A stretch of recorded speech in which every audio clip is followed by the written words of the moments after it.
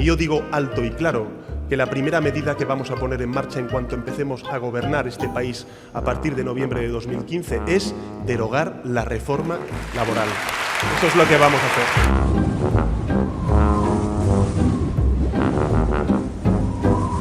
Defendemos que España debe culminar su ser federal, que quedó incompleto en la Constitución del 78, y de que es necesario reformar la Constitución para reconocer y fortalecer el carácter plurinacional de nuestro país.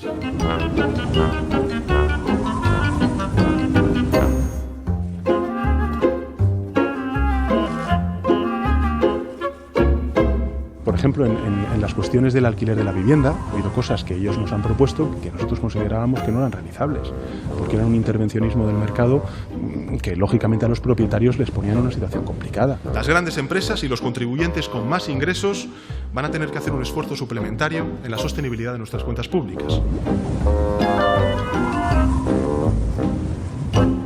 No os preocupéis, porque en cuanto lleguemos al gobierno nosotros en noviembre, publicaremos la lista de la vergüenza, la lista de los anunciados fiscales.